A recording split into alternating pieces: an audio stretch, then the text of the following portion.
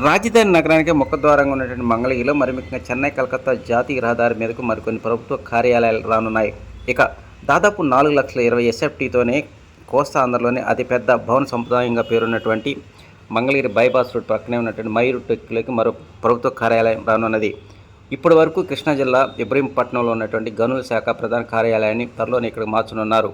వాస్తవానికి ఈ మైరు టెక్లో ఇప్పటికే ఎంతో కీలకమైనటువంటి టాటా ఇన్నోవేషన్ హబ్ ఇప్పటికే ప్రారంభమైంది.